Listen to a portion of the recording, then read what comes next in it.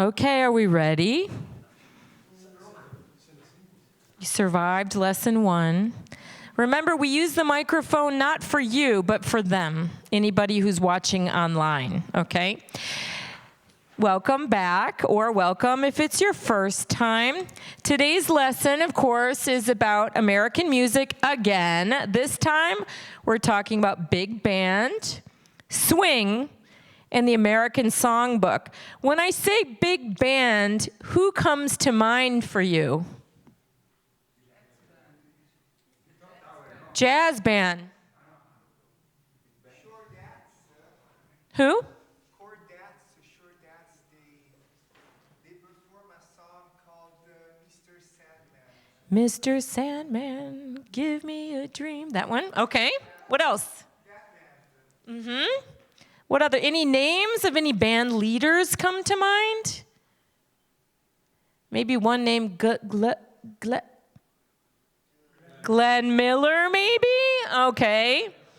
Maybe Duke Ellington, Count Basie, Chet Baker. Anybody else? Shirley Temple, the child actor. Yeah, interesting. So we have these images that come to mind. So let's see where we go. Remember, I always make a lesson, but I never know where we're going to really go because I've got some music too. I've got some gossip. I've got all kinds of things for you. Let's see where we go. Just to remind you, next week for lesson 3, we're leaving jazz and we're going to country music. But I'm very happy to talk about Dolly Parton. I'm getting excited about speaking about Willie Nelson and Hank Williams as well. So we're going outside of my comfort zone. But I find that many people are really interested in country music, so I'm looking forward to doing that with you. That will be online only, okay? So if you don't have the link yet, you will probably receive it or you can ask for it. So next week, we'll all be online. I have to remember how to do that again. Lesson 4, which is on the 17th of November, is in person or online, like today. And we're going to talk about the birth of hip-hop. So we're going to talk from the 1970s until now. Okay, when did hip-hop make the crossover into popular music? What about the art movement? What was happening in New York? Where it went? So that will be on the 17th. Then on the 24th, I'll also be in person. And we're going to talk about what the kids are listening to. So we're going to talk about that generation gap. You know, I never thought I would arrive at that point where I would say, what is she listening to? Just sounds like noise. I sound like my mother. I sound like my grandmother, my great-grandmother. It's the generation gap. Why don't we understand, or we can't really get into what our kids are listening to, so we're going to talk about that. Then lesson 6, also in person, December 1st. This is quiz show about all of the lessons we've done to that point. Bring your phone, okay? You can participate. It's a Kahoot, so an online sort of quiz. If you don't have a phone that works for this, you can just work with someone else. You can do it in small groups, no problem, okay? So let's get back to today's special, talking about big band, swing, and the American Songbook. Let's talk about some key words and concepts. So I'm going to have you work with a partner now or with a small group. And the words that I want you to talk about are, see how many you know and what they mean. Big band, jukebox, greatest generation, crooners, the Great Depression, swing era, standards, American Songbook, repeal day, 21st Amendment, Lindy Hop, Savoy Ballroom, tariffs, and disc jockey. Do not Google. Just see how many you know. I want you to take a moment to speak to the person next to you and see if you can guess what some of these mean. You can speak Italian together, you can speak English together, but see how many of these words mean something to you. Go.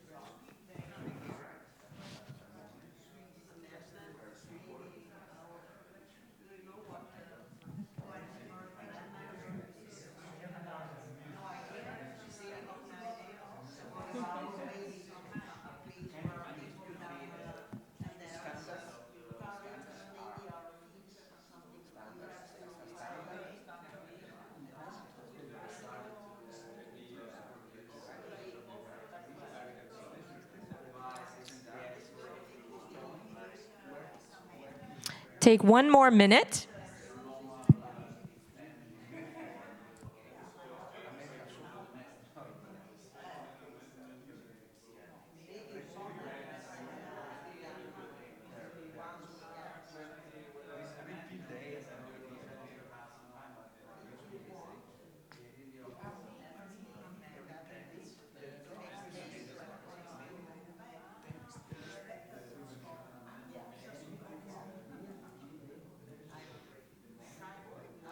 Okay, I heard some, I'm very happy. What a fantastic group. You're speaking together and solving the problems. Okay, big band came to you, right? You knew what a big band was. When we talk about a big band, we have a tendency to think about different sections, a horn section, a rhythm section, a vocalist, maybe, okay? Big bands tend to be between 10 and 18 members, okay? So when they say big band, they mean it, okay? So that's what we're basically talking about in this era. We're talking about the big bands, okay? A jukebox. You know it because it's the same word in Italian, is that right? Okay, great. So the records went inside, you put in the money, you choose the song. You usually had like a 45 RPM like record in there, the little baby ones, the super cute ones. And we know that there was like the original design was kind of boring, but then they come up with the lighted kind with all those beautiful lighted tubes. Okay, then we have the greatest generation. That's true. It's the generation. These are American designations, of course. So after the silent generation, we have the greatest generation. The greatest generation are the people who came of age during World War II. Many of them were also soldiers in World War II. People who won it, okay? So when we talk about the greatest generation in America, there's this sort of mythical idea of the soldier, the American soldier that we see, coming back victorious, okay? So the greatest generation would be my grandparents, for example. Okay, my grandfather served in the war. He was part of the greatest generation. The name was given by a journalist called Tom Brokaw, whose parents were of the greatest generation, and he wrote an important book about World War II, and it was called about the people of that time, called The Greatest Generation. Crooners, I heard somebody say it. In my opinion, the crooner are, it's a fact, thank you, are singer, American singer, maybe often male, no, who sang very romantic song. For example, Perry Como, Jimmy Durante, Frank Sinatra, Dean Martin, and the last one who died last year, very old, Tony Bennett. He was Italian too.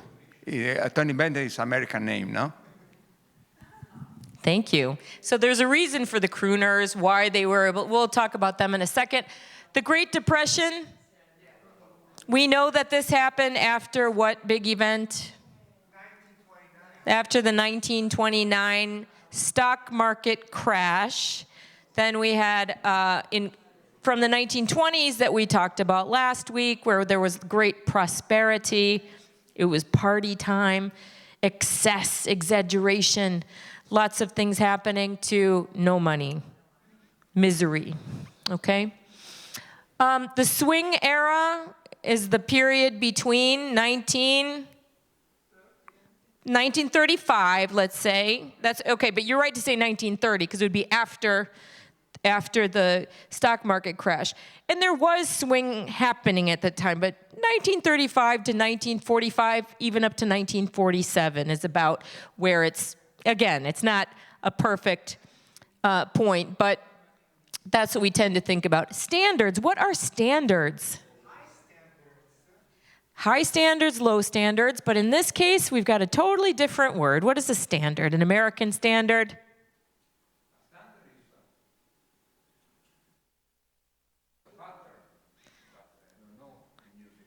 In music, It's just part of the American Songbook. A standard is a song that everybody knows. Can you think of an American standard like Glenn Miller? In the Mood? That's an American standard, right? You do something to me, right? Anything by Cole Porter. Those are American standards. Any of those songs that we hear over and that we sing. Frank Sinatra sings the songs that everybody knows. Fly me to the moon, right? All those songs that you know are American standards. Huh? Evergreen. There are lots of them, right? So all those standards that we repeat. Remember Tin Pan Alley from last week, where all those songs were being written and commercialized? Those are part of the American Songbook. And so when we think of the American Songbook, we think of the songs that if you're going to have a sing-along, you're going to be singing American standards. Often they're from Broadway tunes or big band tunes, okay? Repeal Day. You might not know the 21st Amendment and Repeal Day. They're related. They're together. Last week, we talked about the 18th Amendment to the Constitution, which made it prohibited to buy and sell alcohol, but not to drink it. Okay? So what do you think Repeal Day is?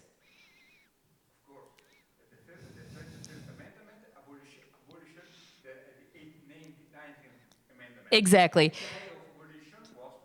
Yeah, so 21st Amendment is when they repealed the 18th Amendment, which made it, finally it became legal to buy and sell alcohol.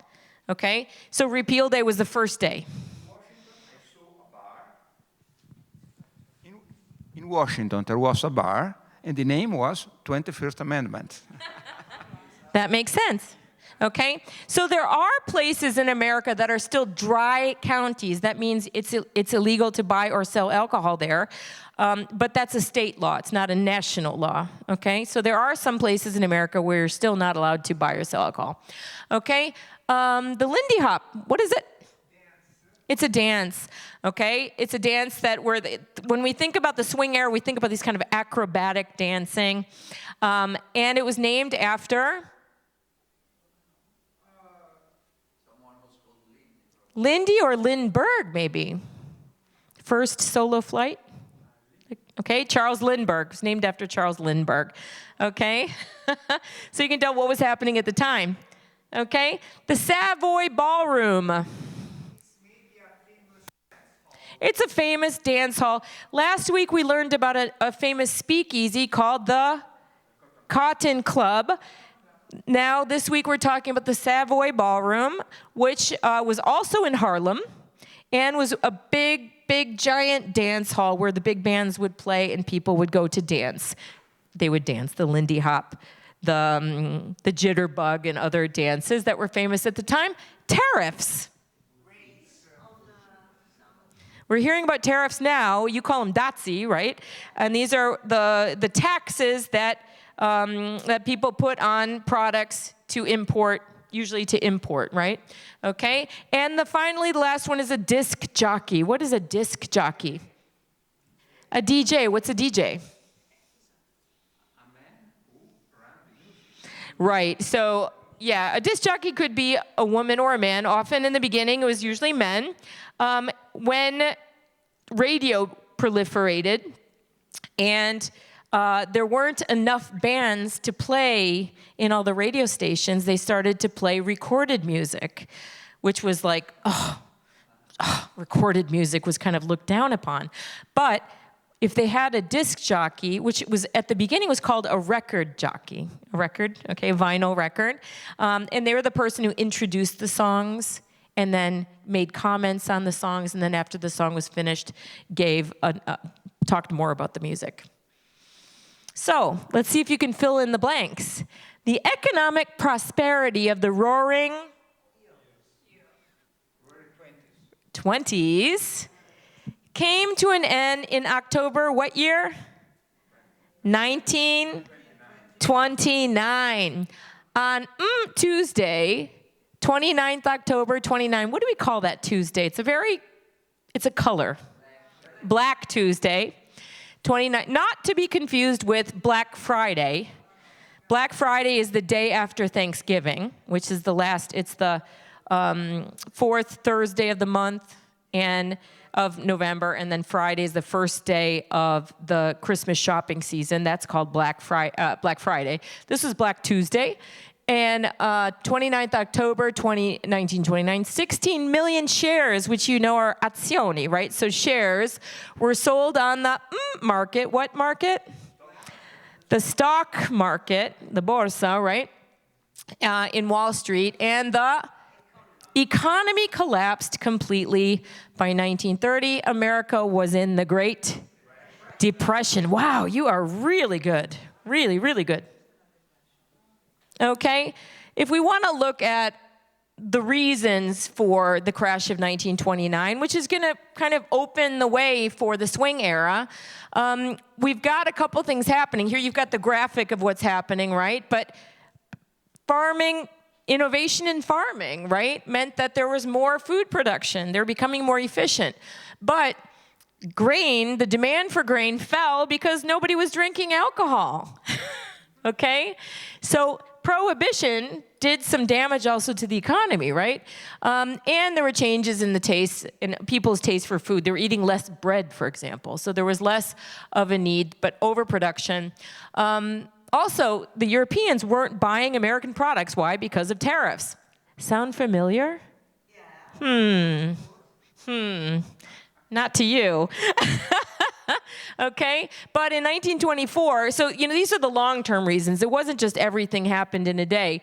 600,000 farmers lost their farms way before it happened. Of course, when we talk about the stock market collapsing, we tend to focus on these last three, the short-term reasons. The stock market, there was a lot of speculation. It was a prosperous time. People were putting money, they were borrowing money to put in. Speculation, then there was there were too many small banks. There was this has got to be a bubble. Something's going to happen. People sold everything off. People got afraid, panic, boom. And then we have the crash. But really, it's something that was kind of in the works for a while. Okay, but at the same time that we were going into this Great Depression, money was scarce, but there was a lot of innovation happening at the same time. Last week, we talked about the fact the radio. More families were buying radios for their homes. And during the Great Depression, people didn't have money to go out, so they were staying home. They were listening to the radio. At the same time, the technology in amplification was improving. Microphones were getting better, which is why we're getting the crooners, right?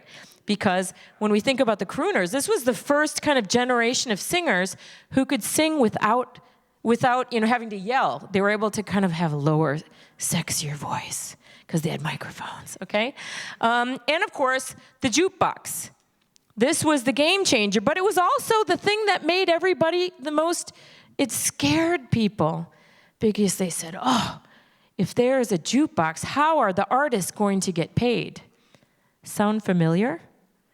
I think since the beginning of music, there's always been a question about how are we going to pay the artists?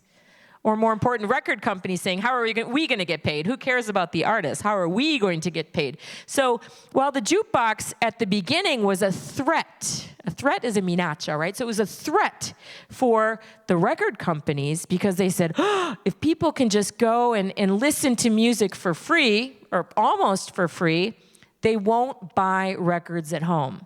But the opposite happened. Because people heard the songs over and over again, which created familiarity, like we talked about last week with the pluggers, the music pluggers who'd go play the music in the sports venue 30 times in a row so that people would get familiar with the music. If you hear the song many times, you will want to buy it for yourself. Okay? So if you had your gramophone, your record player at home, the jukebox actually helped it made people famous also on a larger level in a way they hadn't before, but still a threat. So we did talk about some of the great band leaders. Can you guess who they are? We've got, with the trombone, that's always going to be Tommy Dorsey. Okay? Benny Goodman, clarinet. In fact, he's credited with actually starting the swing era, because even though it was a long-term effect, people were already listening to swing music.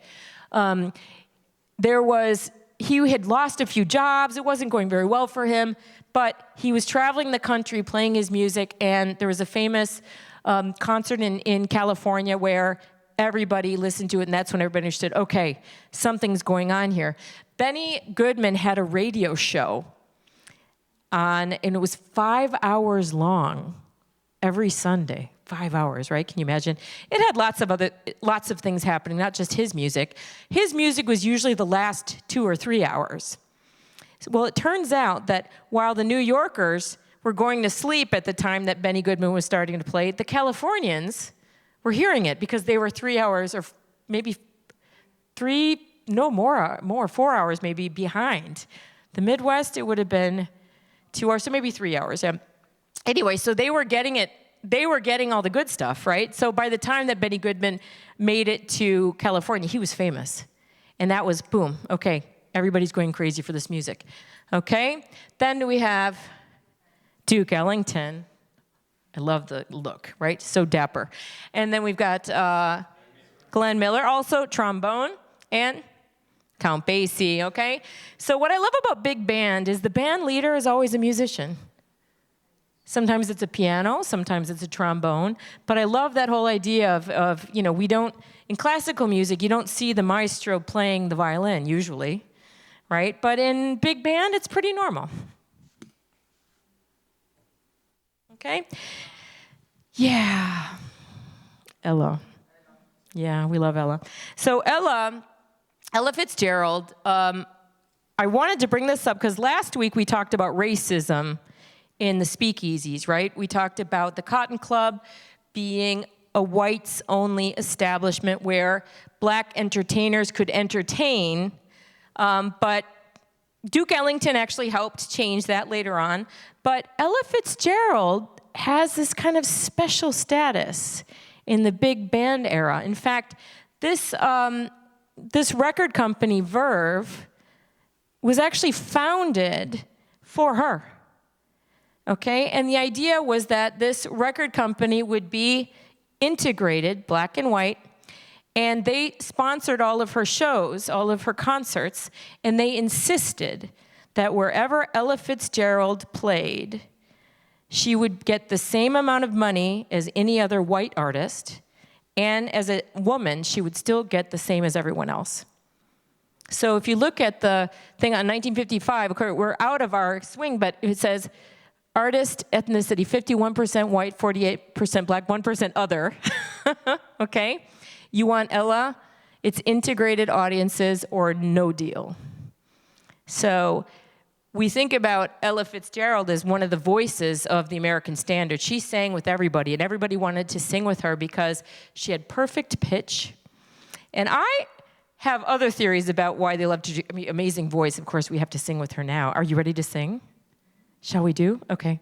So this is just, she was everywhere. In fact, she became very, very wealthy. In fact, she lived in a neighborhood in Queens, New York. It was a black neighborhood, but it was a very rich black neighborhood. She was neighbors with Count Basie and some others. But she was one who was not going to get paid less than everybody else. She was one, she knew what she wanted, and everybody wanted to work with her. Okay, and my favorite is Cole Porter. I always talk about Cole Porter's songbook, my favorite. And I have this kind of idea about Ella Fitzgerald because she loved singing Cole Porter songs. Cole Porter, and also Frank Sinatra only wanted to work with her. He loved Ella Fitzgerald. And in fact, on his duets album, that sort of last thing he wanted her to sing with him, but she was just too sick by then. But she does do Cole Porter songs very well, and I have this little theory because Cole Porter was born to a wealthy family, so he had a lot of money. He decided not to become a lawyer, which was the expectation. He decided to go into music. And he was a very talented musician, a songwriter, and a lyricist. He wrote lyrics. He wrote the words to his songs. Many people are either, in fact, a lot of these songwriting duos that we've heard of, right? Rodgers and Hammerstein or Rodgers and Hart, all those were maybe those partnerships you've heard of. It's very strange to have someone who writes the music and also the lyrics, but Cole Porter was one of them. He was also a famous plugger. Do you remember what a plugger was from last week? Someone who worked in Tin Pan Alley, and he would demonstrate the songs so that people would buy the sheet music, or later they would buy the records. So Cole Porter, there's even a great movie with Kevin Kline in this, if you've ever seen it, but he was so rich at one point because this music was so popular. He had a house in Venice, a party palace, okay? And you can still see Cole Porter's house in Venice. But he was married. No, Cole Porter's white. And he was married to a woman, but he was pretty much openly gay. Like his wife, and he had an agreement, basically. I don't think she was super happy about this in the beginning, but they made it work. And I'm convinced that the reason, I was looking for the song I want to sing with you because I noticed that this is a group that likes to sing. There's a song I really love of his, which is It's All Right With Me. And it's basically the song of falling in love with a person, but you're with a different person.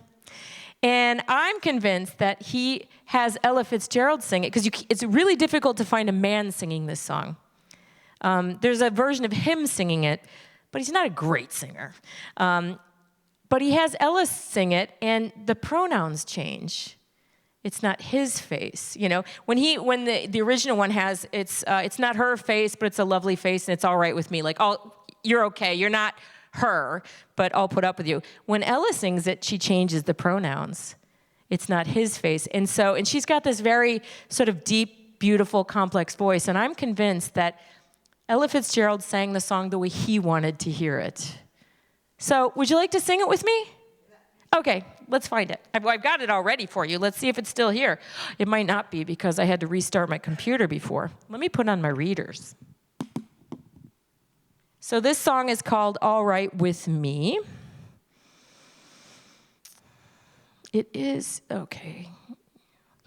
Oh, yeah, it is here. Okay, so this is from the Ella Fitzgerald Sings the Cole Porter Songbook, which is my favorite version of it, but of course there are many versions of this. Oh, but I'm gonna make this small again, because I'm gonna take out the words so that you can read with it, okay? So let's turn up the music a little bit. I'm going to push play, and then I'm going to show you the lyrics, okay? Are you ready? I'm going to sing, but I'm going to move the microphone, but I'll sing with you guys.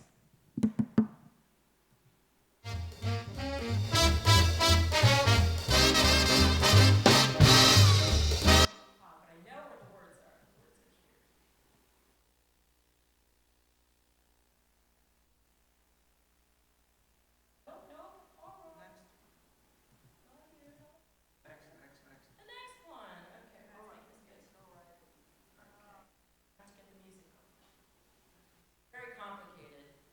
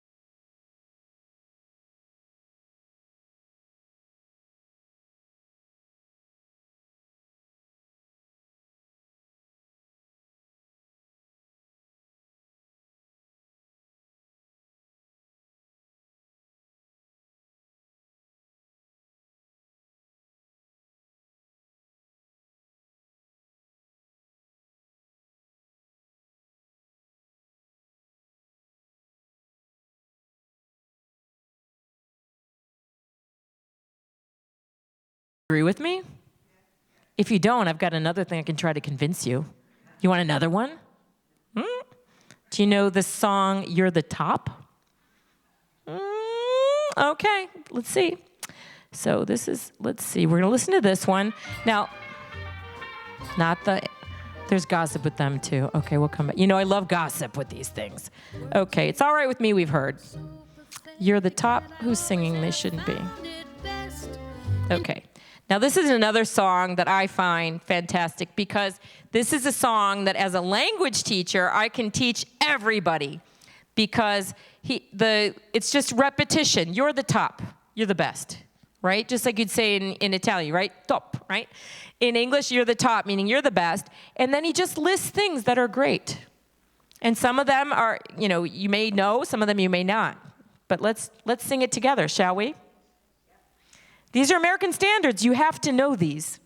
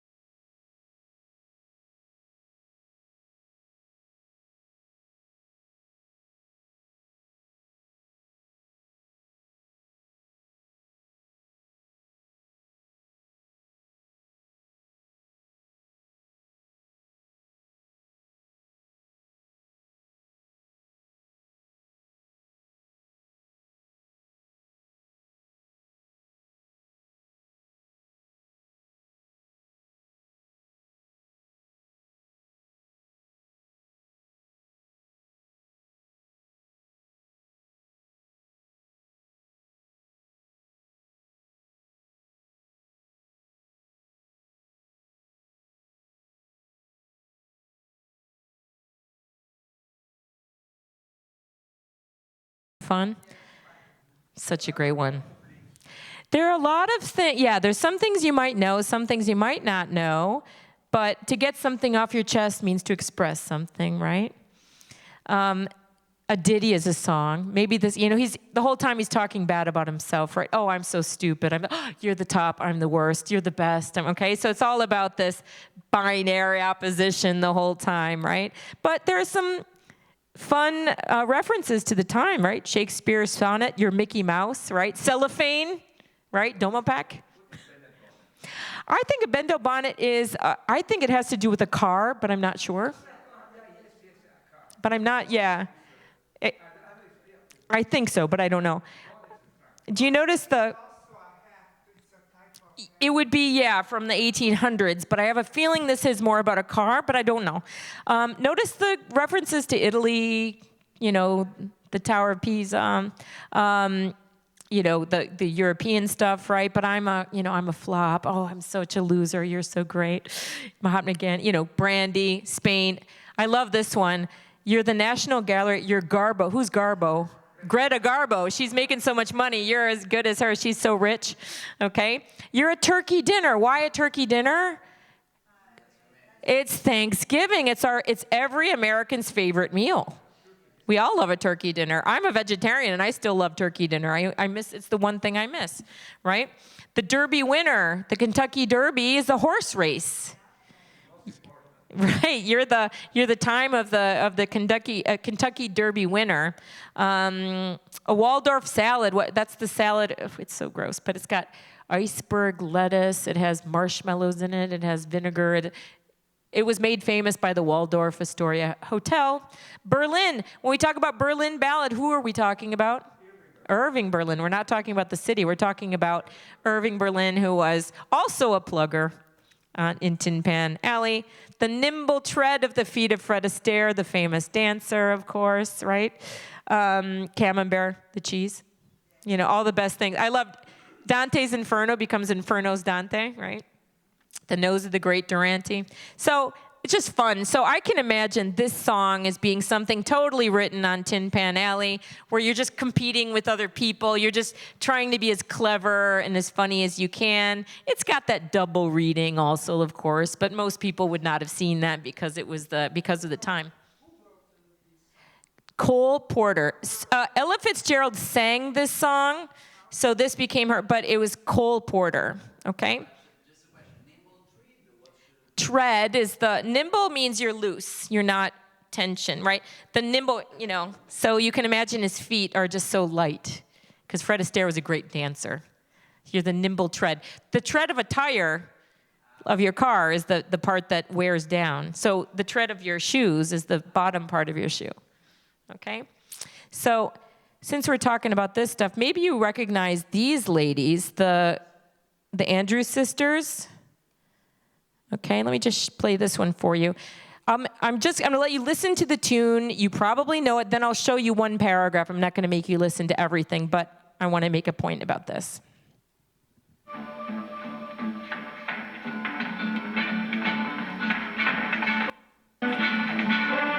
was a famous trumpet man from out Chicago way. He had a boogie style that no one else could play. He was the top man at his craft. But then his number came up and he was gone with the draft. He's in the army now, a blowing reveille. He's the boogie woogie bugle boy of Company B. They made him blow a bugle for his Uncle Sam. It really brought him down because they couldn't jam. The captain seemed to understand. Because the bugle boy, you saw the man with the bugle, right? So I'll show you the first paragraph, which is the only one, or the first stanza. He was a famous trumpet man from out Chicago way. He had a boogie style. Boogie was a kind of dance that no one else could play. He was the top man at his craft.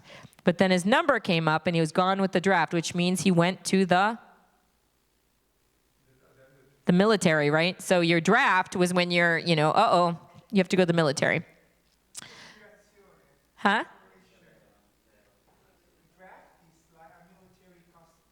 Yeah, it's when you are obligated to go to the military. Yeah. He's in the army now, blowing, they say reveille. He's the boogie woogie bugle boy of Company B. Company B was the name of his group, but I love the boogie woogie bugle boy. Try to say that 10 times fast. Boogie woogie bugle boy. Boogie woogie, it's impossible.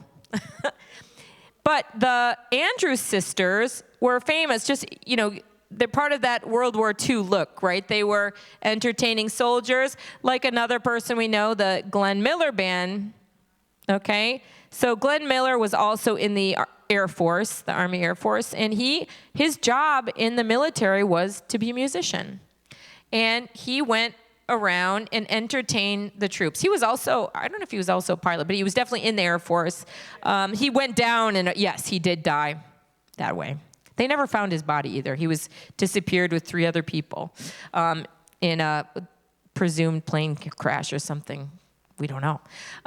It's a mystery, but they declared him missing, and then 1 year and 1 day later, they were able to declare him dead, dead, dead. And since his body was never found, they were able to he was able to be not buried, because he's not buried at Arlington National Cemetery, but it's the famous military cemetery in America, in Arlington, Virginia, because they never found his body. So they were allowed to do that. So you could see even like the outfit that he's, they're definitely wearing the American soldier kind of private look. Andrews sisters, interesting.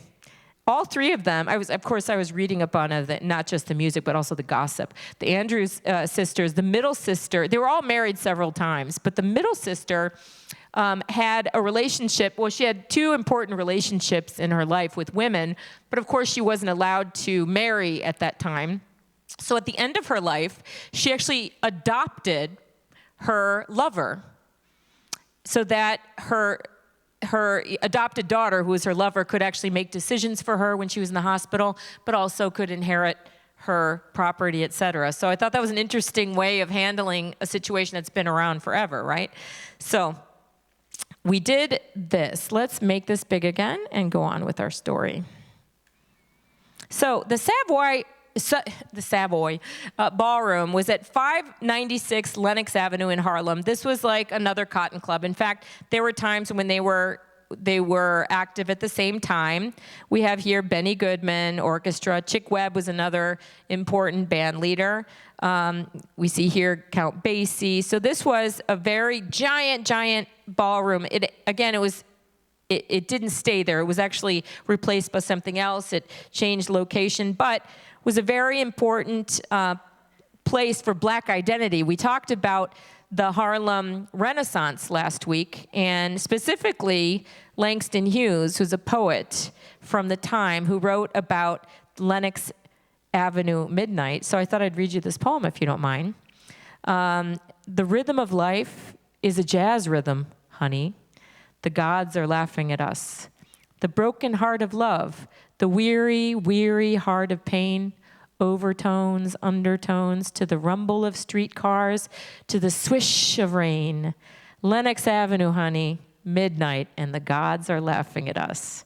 So the Savoy made it into poetry because Harlem was a place where you could kind of be yourself. It was a place where African Americans, it was their place. It was, of course, white people went there as well, but it was a place that has become, especially in the collective conscious, a really important place for the birth of really the Black movement being proud to be. In fact, Lenox Avenue now is called Malcolm X Avenue, so it got a very big importance. This is another one also by Langston Hughes, and we have a jukebox theme. So jukebox love song. I could take the Harlem night and wrap around you, take the neon lights and make a crown.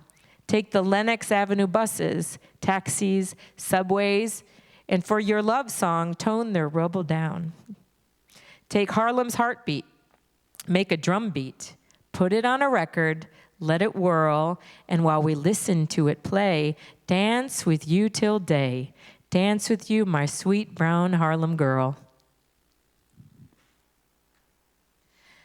Moving on to the crooners.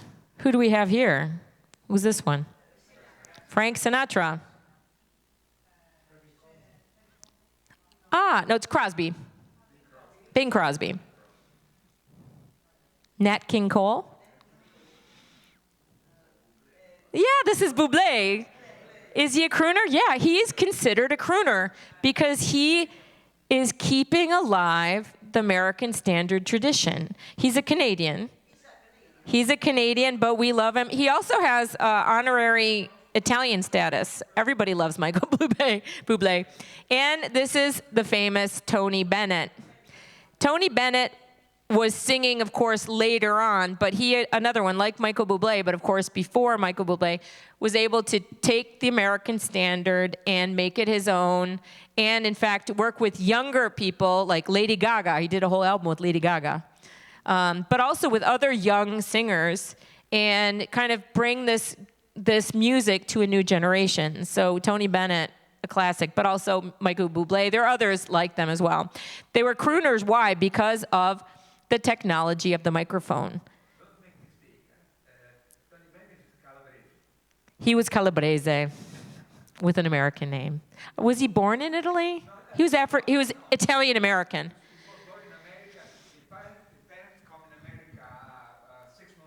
Okay, so he was born in America, but his parents were Italian, so Italian American, but he's everybody's sweetheart.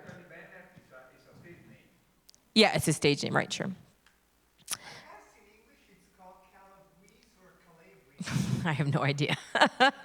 I don't know. Those are words that I really don't know, but probably. 1940 swing slang, because we always have to talk about how people are talking. Which of the following terms refer to dancing?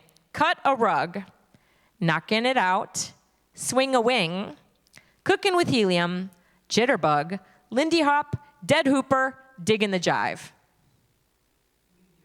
Lindy Hop, yes. Swing a wing, yes.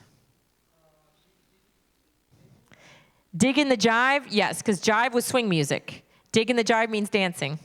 To dig also means to like. So if you're liking the music, you're dancing to it. Cut a rug? Yep. In fact, when I was growing up, we would go to weddings, and my grandfather would say, "Are we going to cut a rug tonight?" And I'd say, "Of course we're going to. Of course we're going to dance." Knocking it out. Someone is knocking it out. They're a great dancer. They're knocking it out of the park. It's a baseball reference, right? To knock it out of the park means amazing dancer. Swing a wing, also. Swing goes back to the music. Swing a wing. Cooking with helium also means you're a good dancer. Jitterbug is just a name of a dance. We see it more in the 1950s, okay, with, Elvis and, first bebop and then rock and roll. The Lindy Hop we talked about before. A dead hooper means you are a bad dancer. And I don't know why. And digging the jive we said. Okay, let's fill in the blanks. So the era, also known as the big band era, the swing era, also known as the big band, so they're interchangeable, was the period roughly 1933 to 1947 when big band swing music was the most popular music in the United States, especially for, what's another word for people between 13 and 19? Teenagers, right? Right, in this case, we're going to call them teenagers.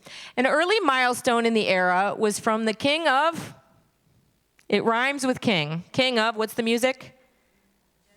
King of swing, which was another word for Benny Goodman. His performance at the Palomar Ballroom in Los Angeles on August 21st, 1935, bringing the music to the rest of the more United States, but probably the world as well, because it was also recorded. And people were listening to it everywhere, but like we said, he was the one who had his show on the radio was called something like Let's Dance or something, and people knew who he was in California because he was the last part of that radio show, so he was very famous already. But all good things must come to an end. So there were several factors. That's the Savoy Ballroom. The band used to play up there. Okay, you could sit down around here, and then the dancing part. So there are several things that happened. We don't know what, it's never one thing, right? But there was a strike, the musicians' strike of 1942. It lasted for 2 years, and this was between the union musicians. Most of the union musicians were also big band employees. They were working for the big bands. And they were instructed as part of the strike because, again, we're worried about musicians getting paid enough. So they were instructed not to create any original music that would make the record companies money. So for 2 years, the big bands were not doing much. And so many of those musicians were still making music, but they were going with smaller groups in the hidden places. Think of like the speakeasies. So they were still playing, but they were playing in smaller groups, which gave them more flexibility also to create new kinds of music and also concentrate on the more, in fact, we go down in there, musicians themselves. Many of the big band musicians were serious musicians who were kind of bored with playing dance music because big band music was just popular music. They wanted to do something that was a little bit more, that was meatier. They wanted to really, people to listen and to study their music. They wanted it to be considered like classical music. And so they didn't want to do the commercial music anymore. And in other times, the smaller groups were playing things, that's where bebop music was born. That was kind of the next iteration, which also became rock and roll. So World War II was another reason. There was rationing of gasoline. You couldn't drive very far because it was so expensive. So people were staying home. It was expensive. Everything was expensive at the time, right? Because of the war. And then also just changes in taste. As people weren't going to the big ballrooms anymore. People were going to smaller venues. They were listening to different types of music. And that's when things kind of started to branch out. So that was sort of a mix of factors that led to the end of the swing era. Okay? Now this is just Ted Joy, just how to listen to jazz. These were the ones that he put as the most important ones to listen to, big band music. You'll notice it's Tommy Dorsey, Duke Ellington, Benny Goodman, Ben Goodman, Coleman Hawkins, we didn't talk about, Fletcher Henderson, Glenn Miller, Artie Shaw. Artie Shaw is one we should have talked about, but we didn't. But Begin the Big One was actually a song by Cole Porter. Anyway, these are some songs. The PDF of this presentation is already available to you because Simone has it. So if you're interested in getting more information or listening to the music yourself, all of this is on a PDF that I'm happy to share with you. As usual, you've had an hour of it. You're an expert. So thank you very much. I think we're done. Thank you very much. We'll see you next week. If anybody has any questions, I don't know if I can answer them, but next week we're doing country music. Thank you. Next week is online only, and the link is easily obtainable. Okay? Thank you to everybody who's online. If you're online, thank you. I'm sorry I didn't talk to you directly, but I know you're there. Thank you, thank you.